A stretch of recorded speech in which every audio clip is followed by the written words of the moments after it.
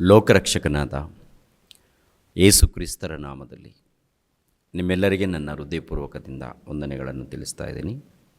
ಭಕ್ತರನ್ನು ತಾಕುವವನು ಸರ್ವಶಕ್ತನ ಕಣ್ಣುಗುಡ್ಡನ್ನು ತಾಕುವವನಾಗಿದ್ದಾನೆ ಎಂಬ ಅಂಶವನ್ನು ಮಾತನಾಡ್ತಾ ಇದ್ದೀನಿ.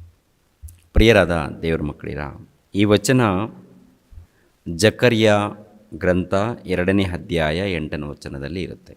ಪ್ರತಿಯೊಬ್ಬರು ಕೂಡ ವಾಕ್ಯಗಳನ್ನು ಗಮನಿಸಿರಿ ಎಂದು ಪ್ರೀತಿಯಿಂದ ಕೇಳ್ಕೊಳ್ತಾ ಇದ್ದೀನಿ. ಈ ದಿನಗಳಲ್ಲಿ ದೇವರ ಮಕ್ಕಳು ಎಂದು ಕರೆಯಲ್ಪಡುತ್ತಿರುವಂಥ ಕ್ರೈಸ್ತರ ಮಧ್ಯದಲ್ಲಿ ಅನೇಕ ಗಲಾಟೆಗಳು ಮಾಡುವಂಥವರಿದ್ದಾರೆ. ಕ್ರೈಸ್ತರ ಮಧ್ಯೆ ಅಂದರೆ ಮತ ಛಾಂದಸವಾದಿಗಳು, ಕ್ರೈಸ್ತನನ್ನು ನಂಬದವರು, ದೇವರನ್ನು ಅರಿಯದವರು ಏನು ಮಾಡ್ತಾ ಇದ್ದಾರೆ ತುಂಬ ಜನ ಅಂತ ನೋಡುವಾಗ, ನಮ್ಮ ಭಾರತ ದೇಶದಲ್ಲಿ ಅನೇಕ ಸ್ಥಳಗಳಲ್ಲಿ ನಡೆಯುವಂಥದ್ದು. ಆಂಧ್ರದಲ್ಲಿ ಒಬ್ಬ ಕುಡುಕ ಕೂಗಾಡುವಂಥದ್ದು. ಏನು ಕೂಗಾಡ್ತಾ ಇದ್ದಾನೆ ಅಂತ ನೋಡುವಾಗ, ಕೆಟ್ಟ ಭಾಷೆಯಿಂದ, ದುರ್ಭಾಷೆಯಿಂದ ಯೇಸು ಕ್ರಿಸ್ತರನ್ನು ಬಾಯಿಗೆ ಬಂದ ಹಾಗೆ ಬೈತಾ ಇದ್ದಾನೆ. ಬಾಯಿಗೆ ಬಂದ ಹಾಗೆ ಕ್ರೈಸ್ತರು ಪ್ರಾರ್ಥನೆ ಮಾಡಿಕೊಂಡು ಪ್ರಾರ್ಥನೆ ಸ್ಥಳದಿಂದ, ಆ ಪ್ರಾರ್ಥನೆಯ ಮಂದಿರದಿಂದ ಹೊರಗಡೆ ಬರುವಾಗ ಬರುವಂಥ ಆ ಒಂದು ಕ್ರೈಸ್ತರ ಭಕ್ತರನ್ನು ನೋಡಿ ಕೂಗಾಡುವಂಥದ್ದು, ಇಷ್ಟ ಬಂದ ಹಾಗೆ ಬೈಯುವಂಥದ್ದು. ಮತ್ತು ಅಂಥವರನ್ನು ಈ ಸಮಾಜ ಕಾನೂನು ಏನು ಮಾಡಲ್ವಾ ಅಂತ ನೋಡುವಾಗ, ಕಾನೂನು, ಭಾರತ ಕಾನೂನು ಎಲ್ಲರಿಗೂ ಒಂದೇ, ಭಾರತ ಸಂವಿಧಾನ ಎಲ್ಲರಿಗೂ ಒಂದೇ. ಆದರೆ ಕೆಲವು ಕಡೆ ಪಕ್ಷಪಾತ ನಡೀತಾ ಇರುತ್ತೆ. ಪಕ್ಷಪಾತ ಅಂದರೆ ಇದು ನಮ್ಮ ಸಮಾಜ, ಇದು ನಮ್ಮ ಸಮಾಜ, ಇದು ನಮ್ಮ ಸಮಾಜ ಅಂತ. ಅಂದರೆ ಮನುಷ್ಯರ ಮಧ್ಯದಲ್ಲಿ ಇವ್ರದ್ದೊಂದು ಸಮಾಜ, ಇವ್ರದ್ದೊಂದು ಸಮಾಜ, ಇವ್ರದ್ದೊಂದು ಸಮಾಜ. ಅವರವರ ಸಮಾಜವನ್ನು ಏನು ಮಾಡ್ತಾರೆ, ಬೆಂಬಲ ಕೊಡುವಂಥದ್ದು. ಇದು ನಮ್ಮ ಸಮಾಜ ಅಂತಾರೆ. ಎಷ್ಟು ಸಮಾಜಗಳಿದೆ ಅಂದರೆ, ಎಷ್ಟು ಕುಲಗಳು, ಜಾತಿಗಳು, ಮತಗಳು ಇದೆಯೋ ಆಲೋಚನೆ ಮಾಡಿ. ಈ ಕುಲಗಳು, ಜಾತಿಗಳು ಅಂತ ನೋಡುವಾಗ ಸುಮಾರು ಸಾವಿರಾನುಗಟ್ಟಲೆ ಇದೆ. ಮತಗಳು ಎಷ್ಟೋ ಇವೆ. ಆದರೆ ಅವರವರ ನಂಬಿಕೆ ಅವ್ರದ್ದು, ಯಾರ ನಂಬಿಕೆ ಅವ್ರದ್ದು. ಇನ್ನೊಬ್ಬರ ನಂಬಿಕೆಯನ್ನು ಕುರಿತು ಮಾತನಾಡುವಂಥ ಹಕ್ಕು ಭಾರತ ಸಂವಿಧಾನ ಯಾರಿಗೂ ಕೊಟ್ಟಿಲ್ಲ. ನಾವು ನಂಬಿರುವಂಥ ನಂಬಿಕೆಯನ್ನು ನಾವು ಮಾತನಾಡ್ಕೊಳ್ಬೋದು. ನಾವು ನಂಬಿರುವಂಥ ನಂಬಿಕೆಯನ್ನು ನಾವು ಮಾತನಾಡ್ಬೋದು, ಬೋಧನೆ ಮಾಡ್ಬೋದು. ಆದರೆ ಇನ್ನೊಬ್ಬರ ನಂಬಿಕೆಯನ್ನು ಧಕ್ಕೆ ಉಂಟು ಮಾಡುವಂಥ ಕೆಲಸ ನಾವು ಮಾಡಿಕೊಡ್ದು, ಯಾರೂ ಮಾಡಿಕೊಡ್ದು. ಕೆಲವರು ಏನು ಮಾಡ್ತಾ ಇದ್ದಾರೆ ಅಂತ ನೋಡುವಾಗ, ಕ್ರೈಸ್ತರ ಬಳಿಯಲ್ಲಿ ಹೋಗಿ ಗಲಾಟೆಗಳನ್ನು ಮಾಡುವಂಥದ್ದು, ಧ್ವಂಸ ಮಾಡುವಂಥದ್ದು, ಇಲ್ಲ ಪ್ರಾರ್ಥನೆಗೆ ಕುಳಿತುಕೊಂಡಾಗ ಬಂದು ಅಲ್ಲಿ ಕೂಡ ಒಂದು ರೀತಿಯಲ್ಲಿ ಗಲಾಟೆಗಳನ್ನು ಮಾಡುವಂಥದ್ದು ಎಷ್ಟೋ ನಡೆದಿದೆ, ಎಷ್ಟೋ ನೋಡಿದ್ದೇವೆ. ಬೆದರಿಸುವಂಥದ್ದು, ದೌರ್ಜನ್ಯ ಮಾಡುವಂಥದ್ದು, ದಬ್ಬಾಳಿಕೆ ನಡೆಸುವಂಥದ್ದು ಈ ಸಮಾಜದಲ್ಲಿ ಎಷ್ಟೋ ನಡೆದಿದೆ ನಮ್ಮ ಕ್ರೈಸ್ತರ ಮಧ್ಯದಲ್ಲಿ. ಯಾರು ಮಾಡಿದ್ಯಾರಂತ ನೋಡುವಾಗ, ಮಾಡಿದ್ಯಾರು ಸಮಾಜದಲ್ಲಿದ್ದವರೇ, ಕೆಲವರು, ಎಲ್ಲರಲ್ಲ, ಕೆಲವರು. ಅಂದರೆ ಅವರು ತಿಳಿದು ಮಾಡಿದ್ದಾರಾ, ತಿಳಿಯದೆ ಮಾಡಿದ್ದಾರಾ ಅಂತ ನೋಡುವಾಗ, ಕೆಲವರು ನಾಯಕರು ಏನರಪ್ಪ ಅಂದರೆ, ಕೆಲವ್ರನ್ನ ಆರಿಸ್ಕೊಳ್ತಾರೆ. ಎಂಥವ್ರನ್ನ ಆರಿಸ್ಕೊಡ್ತಾರಂತ ನೋಡುವಾಗ, ಯುವಕರನ್ನು ಆರಿಸ್ಕೊಂಡು ಆ ಕ್ರೈಸ್ತರ ಮಧ್ಯದಲ್ಲಿ ಗಲಾಟೆಗಳನ್ನು ಉಂಟು ಮಾಡೋದಕ್ಕೆ ಕಳಿಸ್ಕೊಡುವಂಥದ್ದು. ಅಂದರೆ ವಿಷದ ಬೀಜವನ್ನು ತುಂಬಿ ದ್ವೇಷ, ಹಗೆ, ಮತ್ಸರ ಎನ್ನುವಂಥದ್ದು ತುಂಬಿ ಅಮಾಯಕರ ಮಧ್ಯದಲ್ಲಿ ಗಲಾಟೆಗಳನ್ನು ಮಾಡೋದಕ್ಕೆ ಕಳಿಸ್ತಾ ಇರ್ತಾರೆ. ಅವರ ಹಿಂದೆ ದೊಡ್ಡ ದೊಡ್ಡ ನಾಯಕರಿರ್ತಾರೆ. ಈ ಹೊರಗಡೆ ಕಾಣೋರು ಯಾರಪ್ಪ ಅಂತ ನೋಡುವಾಗ ಅಮಾಯಕರು, ಬುದ್ಧಿಜ್ಞಾನ ಅಂದರೆ ತಿಳಿದವರಲ್ಲ, ಸುಮ್ಮನೆ ಕೂಗಾಡ್ತಾ ಇರ್ತಾರೆ. ನಾವು ನಮ್ಮ ಸಮಾಜ ಕಾಪಾಡುತ್ತೇವೆ, ನಾವು ನಮ್ಮ ಸಮಾಜಗೋಸ್ಕರ ಕಾಪಾಡುತ್ತೇವೆ, ನಮ್ಮ ಸಮಾಜವನ್ನು ನಾವು ಕಾಪಾಡಿಕೊಳ್ಳುತ್ತೇವೆ ಅಂತ. ಭೂಮಿ ಮೇಲೆ ಇದ್ದಂಥ ಪ್ರತಿ ಮನುಷ್ಯ ಒಬ್ಬ ತಂದೆ ತಾಯಿಗಳ ಮೂಲಕ ಬಂದಿರೋದು. ಬುದ್ಧಿವಂತರಿದ್ದಾರೆ, ಮೇಧಾವಿಗಳಿದ್ದಾರೆ, ಪಂಡಿತರು ಇದ್ದಾರೆ. ಎಲ್ಲರೂ ಕೂಡ ಆಲೋಚನೆ ಮಾಡುವಂಥದ್ದು ಏನಪ್ಪ ಅಂತ ನೋಡುವಾಗ, ಭೂಮಿಯ ಮೇಲೆ ಮನುಷ್ಯನಿದ್ದಾನಲ್ಲ, ಮನುಷ್ಯ, ಅದರಲ್ಲಿ ಸ್ತ್ರೀ ಜಾತಿ, ಪುರುಷ ಜಾತಿ. ಈ ಸ್ತ್ರೀ ಪುರುಷರು ಮನುಷ್ಯರು ಒಂದು ಪ್ರಾರಂಭದಲ್ಲಿ ಒಂದು ಕುಟುಂಬದ ಮೂಲಕ ಬಂದವರು.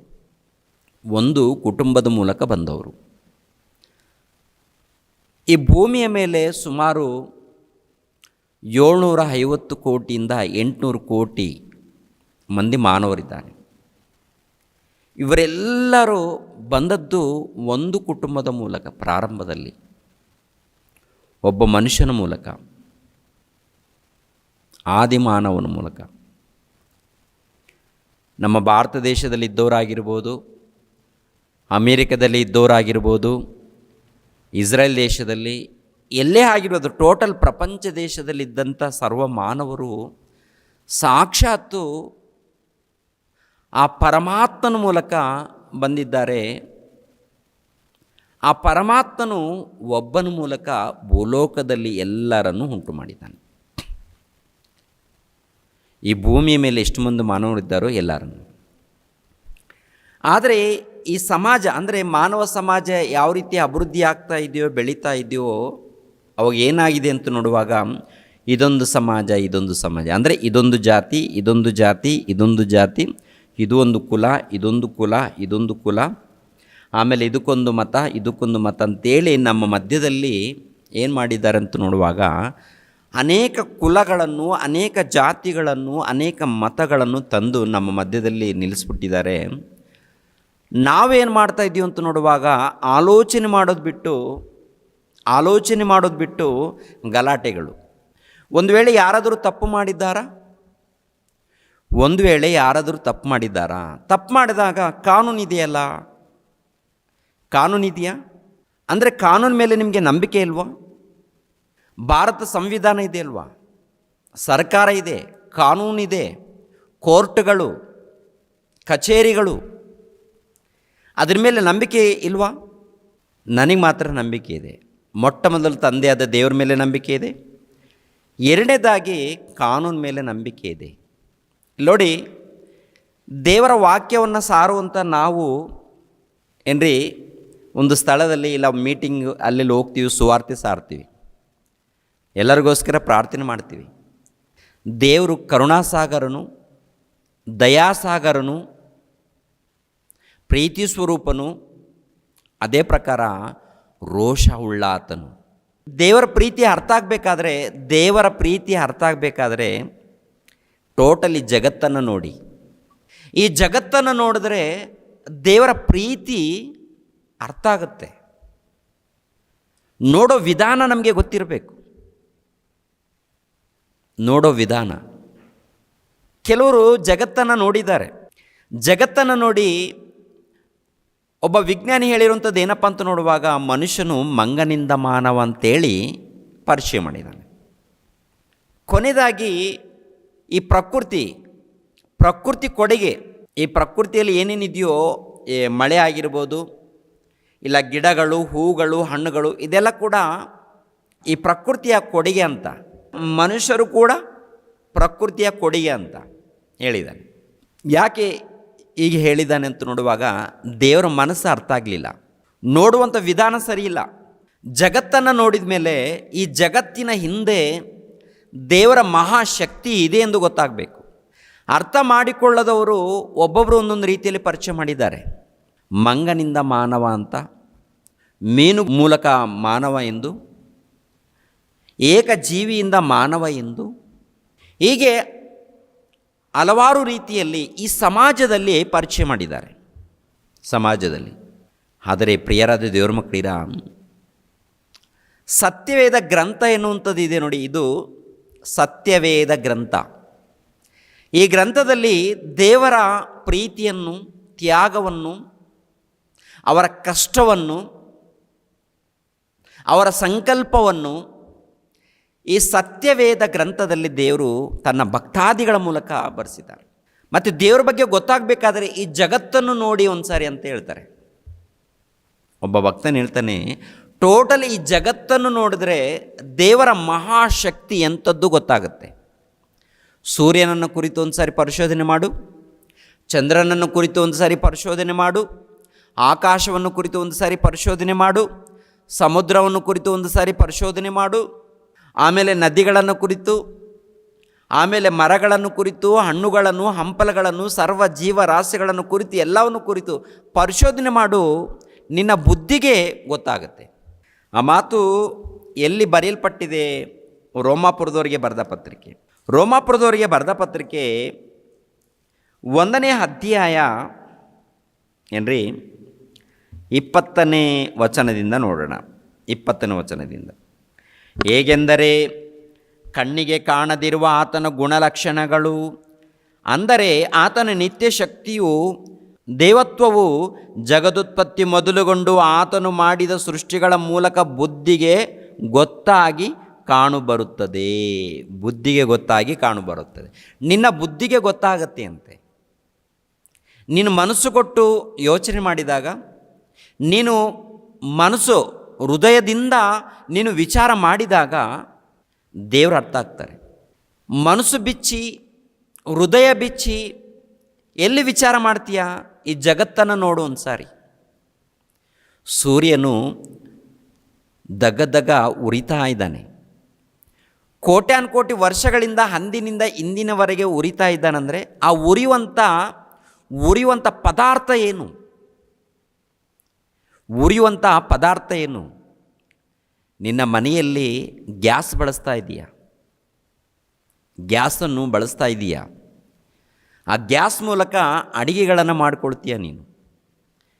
ಎಷ್ಟು ತನಕ ಗ್ಯಾಸ್ ಬಳಸ್ತೀಯ ಅಂತ ನೋಡುವಾಗ ಆ ಗ್ಯಾಸ್ ಇರೋ ತನಕ ನೀನು ಉರಿಸ್ತೀಯ. ಗ್ಯಾಸ್ ಖಾಲಿ ಆದಮೇಲೆ ಬೆಂಕಿ ಬರಲ್ಲ, ಅದರಿಲ್ಲ. ಬೆಂಕಿ ಬರೋದಿಲ್ಲ ಅದರಿಂದ. ಮತ್ತೇನಾಗುತ್ತೆ? ಖಾಲಿಯಾಗಿದೆ. ಗ್ಯಾಸ್ ಇದ್ದರೆ ಏನ್ರಿ, ಗ್ಯಾಸ್ ಇದ್ದರೆ ಸ್ಟವ್ ಉರಿಯುತ್ತೆ. ನೀನು ಟೀ ಕಾಫಿ ಆಗಿರ್ಬೋದು, ಇಲ್ಲಾಂದರೆ ಊಟ, ಇಲ್ಲಾಂದರೆ ಆಹಾರ ಪದಾರ್ಥಗಳನ್ನು ನೀನು ತಯಾರು ಮಾಡಿಕೊಂಡು ಹೊಟ್ಟೆ ತುಂಬ ಊಟ ಮಾಡ್ತೀಯ. ಎಲ್ಲಿ ತನಕ ಉರಿಯುತ್ತೆ? ಗ್ಯಾಸ್ ಇರೋ ತನಕ. ಅದೇ ಪ್ರಕಾರ ಸೌದೆ ಇರೋ ತನಕ, ಕಟ್ಟಿಗೆಗಳು ಇರೋ ತನಕ ಉರಿಯುತ್ತೆ. ಆನಂತರ ಕಟ್ಟಿಗೆಗಳು ಸುಟ್ಟು ಬೂದೆ ಆಗುತ್ತೆ. ಆನಂತರ ಉರಿ ಇಲ್ಲ, ಆನಂತರ ಬೆಂಕಿ ಇಲ್ಲ, ಆರೋಗುತ್ತೆ. ಅಂತರಿಕ್ಷದಲ್ಲಿ ಕೋಟ್ಯಾನುಕೋಟಿ ವರ್ಷಗಳಿಂದ ಅಂದಿನಿಂದ ಇಂದಿನವರೆಗೆ ಉರಿತಾ ಇದ್ದಾನೆ, ಬೆಳಕು ಕೊಡ್ತಾ ಇದ್ದಾನೆ. ಆ ಬೆಳಕು ಮೂಲಕ, ಆ ಉರಿಯುವಂಥ ಸೂರ್ಯನ ಮೂಲಕ, ಬೆಂಕಿ ಮೂಲಕ ಸಮುದ್ರದಲ್ಲಿರುವಂಥ ನೀರು ಹಬೆಯಾಗಿ ಮಾರ್ಪಟ್ಟು ಮೇಘಗಳಲ್ಲಿ ಸೇರಿಕೊಂಡು ನಿನ್ನ ಮನೆ ಮುಂದೆ ನೀರಾಗಿ ಸುರಿತಾ ಇದೆ ಅಂದರೆ ಒಂದು ಸಾರಿ ನೀವು ಯೋಚನೆ ಮಾಡಿ. ಅಂದರೆ ಸೂರ್ಯನ ಹಿಂದೆ ಯಾರ ಶಕ್ತಿ ಇದೆ? ಏನು ಅದರಲ್ಲಿ ಶಕ್ತಿ? ಏನು? ಎಲ್ಲಿಂದ ಬರ್ತಾ ಇದೆ ಆ ಶಕ್ತಿ? ಎಲ್ಲಿಂದ ಉತ್ಪತ್ತಿ ಆಗ್ತಾ ಇದೆ? ಎಲ್ಲಿಂದ? ದೇವರು ಅಪ್ಪಣೆ ಕೊಟ್ಟಿದ್ದಾನೆ. ದೇವರು ದೂತನಿಗೆ ಅಪ್ಪಣೆ ಕೊಟ್ಟಿರೋದರಿಂದ, ಸೂರ್ಯ ದೂತನಿಗೆ ಅಪ್ಪಣೆ ಕೊಟ್ಟಿರೋದರಿಂದ ಅಂದಿನಿಂದ ಇಂದಿನವರೆಗೆ ಉರಿತಾ ಇದೆ. ಉರಿಯುವಂಥದ್ದು ಅದು ಆದಿಕಾಂಡದಲ್ಲಿ ಇರುತ್ತೆ. ಪ್ರಿಯರಾದ ದೇವರ ಮಕ್ಕಳಿಗೆ, ಆದಿಕಾಂಡದಲ್ಲಿ ನೋಡುವಾಗ 1ನೇ ಅಧ್ಯಾಯ ನೀವು ನೋಡ್ಕೊಂಡು ಬರಬೇಕಾಗತ್ತೆ. ಆದಿಯಲ್ಲಿ ದೇವರು ಆಕಾಶವನ್ನು ಭೂಮಿಯನ್ನು ಉಂಟು ಮಾಡಿದನು. ಭೂಮಿಯು ಕ್ರಮವಿಲ್ಲದೆಯೂ ಬರಿದಾಗಿಯೂ ಇತ್ತು. ಆದಿಸಾಗರದ ಮೇಲೆ ಕತ್ತಲಿತ್ತು. ದೇವರಾತ್ಮವು ಜಲಸಮೂಹಗಳ ಮೇಲೆ ಚಲಿಸುತ್ತಿತ್ತು. ಆಗ ದೇವರು ಬೆಳಕಾಗಲಿ ಅನ್ನಲು ಬೆಳಕಾಯಿತು. ದೇವರು ಆ ಬೆಳಕನ್ನು ಒಳ್ಳೆಯದೆಂದು ನೋಡಿದನು. ದೇವರು ಬೆಳಕನ್ನು ಕತ್ತಲೆಯನ್ನು ಬೇರೆ ಬೇರೆ ಮಾಡಿ ಬೆಳಕಿಗೆ ಹಗಲೆಂದು ಕತ್ತಲಿಗೆ ಇರುಳೆಂದು ಹೆಸರಿಟ್ಟನು. ಇದು ಯಾವ ಬೆಳಕು ಅಂತ ನೋಡುವಾಗ ವಿಶ್ವಕ್ಕೆ ಸಂಬಂಧಪಟ್ಟಂಥ ಬೆಳಕು. 14ನೇ ವಚನದಲ್ಲಿ ನೋಡೋಣ. 14ನೇ ವಚನದಲ್ಲಿ, ಆಕಾಶ ಮಂಡಲದಲ್ಲಿ ಬೆಳಕುಗಳು ಉಂಟಾಗಲಿ, ಅವು ಹಗಲಿರುಳುಗಳನ್ನು ಬೇರೆ ಬೇರೆ ಮಾಡಲಿ. ಇದಲ್ಲದೆ ಅವು ಗುರುತುಗಳಾಗಿದ್ದು ಸಮಯಗಳನ್ನು ದಿನ ಸಂವತ್ಸರಗಳನ್ನು ತೋರಿಸಲಿ. ಮತ್ತು ಭೂಮಿಯ ಮೇಲೆ ಬೆಳಕು ಕೊಡುವುದಕ್ಕೆ ಅವು ಆಕಾಶ ಮಂಡಲದಲ್ಲಿ ದೀಪಗಳಂತಿರಲಿ ಎಂದನು. ಹಾಗೆಯೇ ಆಯಿತು. ದೇವರು ಹಗಲನ್ನು ಆಳುವುದಕ್ಕೆ ದೊಡ್ಡ ಬೆಳಕನ್ನು, ഇരുಳನ್ನು ಆಳುವುದಕ್ಕೆ ಚಿಕ್ಕ ಬೆಳಕನ್ನು, ಈ ಎರಡು ದೊಡ್ಡ ಬೆಳಕುಗಳನ್ನು ಉಂಟು ಮಾಡಿದನು. ಆತನು ನಕ್ಷತ್ರಗಳನ್ನು ಸಹ ಉಂಟು ಮಾಡಿದನು. ದೇವರು ಆ ಬೆಳಕನ್ನು ಆಕಾಶದಲ್ಲಿಟ್ಟು ಭೂಮಿಯ ಮೇಲೆ ಬೆಳಕು ಕೊಡುವುದಕ್ಕೂ ಹಗಲಿರುಳುಗಳನ್ನು ಆಳುವುದಕ್ಕೂ ಬೆಳಕನ್ನು ಕತ್ತಲೆಯನ್ನು ಬೇರೆ ಬೇರೆ ಮಾಡುವುದಕ್ಕೂ ಅವುಗಳನ್ನು ನೇಮಿಸಿದನು. ಆತನು ಅದನ್ನು ಒಳ್ಳೆಯದೆಂದು ನೋಡಿದನು. ಹೀಗೆ ಸಾಯಂಕಾಲವು ಪ್ರಾಂತಕಾಲವು ಆಗಿ 4ನೇ ದಿನವಾಯಿತು. ಅಂದರೆ ದೇವರು ಮಹಾಶಕ್ತನು, ದೇವರು ಸರ್ವವ್ಯಾಪಿ, ದೇವರು ಸರ್ವೇಶ್ವರನು, ಪರಮಾತ್ಮನು. ಆತನು ಎಲ್ಲ ಕಡೆ ಇದ್ದಾನೆ. ಆತನು ಮಹಾಶಕ್ತನು. ಆತನ ಮೂಲಕ ನೀನು ನಾನು ಭೂಮಿಯ ಮೇಲೆ ಇದ್ದಂಥ ಸರ್ವ ಮಾನವರು, ಎರಡನೇದಾಗಿ ಸರ್ವ ಜೀವರಾಶಿಗಳು, ಸರ್ವ ಮಾನವರು ಆತನ ಮೂಲಕ ಬಂದಿರುವಾಗ, ಆತನಂದರೆ ಪರಮಾತ್ಮನ ಜೀವಾತ್ಮವನ್ನು ಪಡೆದಿರುವಾಗ ನಾವು ಇಲ್ಲಿ ಯಾರ ಬಳಿಯಲ್ಲಿ ಗಲಾಟೆ ಮಾಡ್ತಾ ಇದ್ದೀವಿ? ಮನುಷ್ಯರು ತಪ್ಪು ಮಾಡ್ತಾರೆ, ಎಲ್ಲರೂ ತಪ್ಪು ಮಾಡ್ತಾರೆ. ತಪ್ಪು ಮಾಡಿದಾಗ ಸರಿ ಮಾಡಿಕೊಳ್ಳೋದಕ್ಕೆ ಏನಿದೆ? ಕಾನೂನಿದೆ. ಕಾನೂನಿದೆ. ತಪ್ಪು ನಡೆದಾಗ ಕಾನೂನಿದೆ. ಕಾನೂನು ಬಳಿಯಲ್ಲಿ ಹೋಗಿ ವಿಚಾರ ಮಾಡಿ ಯಾರು ತಪ್ಪು ಮಾಡಿದವರು ನ್ಯಾಯವಾಗಿ ಕರೆಕ್ಟಾಗೇ ಹೋಗ್ಬೇಕು. ನಾವೆಲ್ಲರೂ ನ್ಯಾಯವಾಗಿ ಹೋಗ್ಬೇಕು. ಒಂದು ವೇಳೆ ಇಲ್ಲಿ ಸುಳ್ಳು ಸಾಕ್ಷಿಗಳನ್ನು, ಅದೇ ನಮ್ಮ ಮೇಲೆ ಸುಳ್ಳು ಸಾಕ್ಷಿಗಳನ್ನು ಇಟ್ಟು ಸುಳ್ಳು ಕೇಸ್ ಹಾಕಿದ್ದಾರೆ, ಅದೇ ಪ್ರಕಾರ ಕೆಲವು ನಡೀತಾ ಇದೆ. ಸುಳ್ಳು ಸಾಕ್ಷಿಗಳನ್ನಿಟ್ಟ ಅಂದರೆ ಸುಳ್ಳು ಸಾಕ್ಷಿಗಳನ್ನು ಇಟ್ಟು ಇಲ್ಲ ನೇಮಿಸಿಕೊಂಡು ಅಮಾಯಕರ ಮೇಲೆ ಕೇಸ್ ಹಾಕಿದಾಗ ಇವತ್ತಿಲ್ಲಂದರೆ ನಾಳೆ ಈ ಕಾನೂನು ನ್ಯಾಯ ಕೊಡುತ್ತೆ ಖಂಡಿತ. ಒಂದು ವೇಳೆ ಕಾನೂನು ನ್ಯಾಯ ಕೊಟ್ಟಿಲ್ಲ ಅಂದರೆ ದೇವರು ಮಾತ್ರ ಕಣ್ಣು ಮುಚ್ಕೊಂಡು ಕೂತ್ಕೊಳ್ಳಲ್ಲ. ದೇವರು ಕಣ್ಣು ಮುಚ್ಕೊಂಡು ಕೂತ್ಕೊಳ್ಳಲ್ಲ. ಜಗತ್ತನ್ನು ಆಳುವಂಥ ದೇವರು ಕಣ್ಣು ಮುಚ್ಕೊಂಡು ಕೂತ್ಕೊಳ್ತಾನ? ಸರ್ವವನ್ನು ಉಂಟು ಮಾಡಿರುವಂಥ ದೇವರು ಕಣ್ಣು ಮುಚ್ಕೊಂಡು ಕೂತ್ಕೊಳ್ತಾನ? ಇಲ್ಲ. ಆತನು ಎತ್ತಿದ್ದಾನೆ. ಆತನು ನಮ್ಮನ್ನು ಎತ್ತಿದ್ದಾನೆ, ಪಡೆದಿದ್ದಾನೆ, ಅಡ್ದಿದ್ದಾನೆ ಆತನು. ಆತನ ಮೂಲಕ ನಿನಗೆ ಜೀವ, ನಿನಗಾಗಿರ್ಬೋದು, ನನಗಾಗಿರ್ಬೋದು, ಈ ಭೂಮಿಯ ಮೇಲೆ ಎಷ್ಟು ಮಂದಿ ಮಾನವರು ಇದ್ದಾರೋ ಎಲ್ಲರಲ್ಲಿ ಇರುವಂಥ ಜೀವಾತ್ಮ ಇದೆಯಲ್ಲ, ಅದು ಸಾಕ್ಷಾತ್ತು ಪರಮಾತ್ಮನ ಮೂಲಕ ಬಂದಿರುವಂಥ ಜೀವಾತ್ಮ. ಅದು ಸಾಕ್ಷಾತ್ತು ಪರಮಾತ್ಮನ ಮೂಲಕ ಬಂದಿರುವಂಥ ಜೀವಾತ್ಮ. ಪರಮಾತ್ಮನು ಅಂದರೆ ಆತ್ಮಸ್ವರೂಪನು. ಆತ್ಮಸ್ವರೂಪನಂದರೆ ಮಹಾಶಕ್ತನು. ಮಹಾಶಕ್ತನಂದರೆ ಆತನು ಇದ್ದಾತನು, ಇರುವಾತನು, ಜನನ ಮರಣ ಇಲ್ಲದಾತನು, ಮಹಾಶಕ್ತನು, ಸರ್ವೇಶ್ವರನು. ಆತನ ಮೂಲಕ ಜಗತ್ತು, ಆತನ ಮೂಲಕ ಸರ್ವ ಜೀವರಾಶಿಗಳು, ಆತನ ಮೂಲಕ ಸರ್ವ ಮಾನವರು. ಒಂದು ಕುಲದ ಮೂಲಕ ಬಂದಿಲ್ಲ ರೀ. ಕುಲ ಎನ್ನುವಂಥದ್ದು ಮನುಷ್ಯರ ಮೂಲಕ ಬಂದಿದೆ ರೀ. ಜಾತಿ ಎನ್ನುವಂಥದ್ದು ಮನುಷ್ಯರ ಮೂಲಕ ಬಂದಿದೆ ರೀ. ಮತ ಎನ್ನುವಂಥದ್ದು ಮನುಷ್ಯರ ಮೂಲಕ ಬಂದಿದೆ ರೀ. ಮನುಷ್ಯರ ಮೂಲಕ. ಈ ದಿನಗಳ ಮಧ್ಯದಲ್ಲಿ ಬುದ್ಧಿವಂತರು ಎಂದು, ಜ್ಞಾನವಂತರು ಎಂದು, ಪಂಡಿತರು ಎಂದು, ವಿದ್ಯಾವಂತರು ಎಂದು, ವಿಜ್ಞಾನಿಗಳೆಂದು ಹೇಳಿಕೊಳ್ಳುವಂಥ ಸಮಾಜ. ಇವರು ವಿಜ್ಞಾನಿಗಳು, ಇವರು ಪಂಡಿತರು, ಇವರು ಮೇಧಾವಿಗಳು ಅಂದಾಗ ಜಗಳಗಳು ಯಾಕಯ್ಯ? ಗಲಾಟೆಗಳು ಯಾಕಯ್ಯ? ತಪ್ಪು ನಡೆದಿದೆಯಾ? ವಿಚಾರ ಮಾಡೋಣ. ವಿಚಾರ ಮಾಡಬಾರ್ದಲ್ವಾ? ತಪ್ಪು ನಡೆದಾಗ ಅಲ್ಲಿ ವಿಚಾರ ಮಾಡಿ ಸರಿ ಮಾಡ್ಕೊಳ್ಬೇಕು ಅಲ್ವಾ? ಸರಿ ಮಾಡೋದು ಬಿಟ್ಟು, ಸರಿ ಮಾಡಿಕೊಳ್ಳೋದು ಬಿಟ್ಟು, ಕೈಗಳಲ್ಲಿ ಬೆತ್ತಗಳನ್ನು ಇಟ್ಕೊಂಡು ಕಾನೂನನ್ನು ಕೈ ತಗೊಂಡು, ಕಾನೂನು ಕೈ ತಗೊಳ್ತಾರ? ಕಾನೂನನ್ನು ಕೈ ತಗೊಂಡು ಬೆತ್ತಗಳನ್ನು ಇಟ್ಕೊಂಡು ಜಗಳ ಆಡುವಂಥದ್ದು ಯುದ್ಧಗಳ? ಅಯ್ಯೋ, ಮನುಷ್ಯರು ಏನಾಗಿದೆ ರೀ? ತಂದೆಯಾದ ದೇವರೇನು ಜೀವಿತ ಕೊಟ್ಟಿದ್ದಾನೆ. ಮಕ್ಕಳಿರ ಚೆನ್ನಾಗಿ ಬದುಕಿ, ಈ ಲೋಕದಲ್ಲಿ ಚೆನ್ನಾಗಿ ಬದುಕಿ, ನಾನು ಕೊಟ್ಟಿರುವಂಥ ಆಹಾರ ಪದಾರ್ಥಗಳನ್ನು ಭುಜಿಸಿ ಒಳ್ಳೆ ರೀತಿಯಿಂದ ಜೀವಿಸಿ, ಇನ್ನೊಬ್ಬರಿಗೆ ಅನ್ಯಾಯ ಮಾಡಬೇಡಿ, ಇನ್ನೊಬ್ಬರಿಗೆ ಮೋಸ ಮಾಡಬೇಡಿ.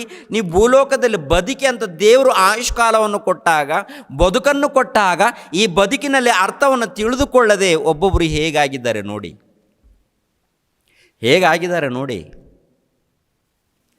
ಕಾನೂನು ಕೈ ತಗೊಳ್ತಾರ? ಕಾನೂನು ಯಾಕೆ ಮತ್ತೆ?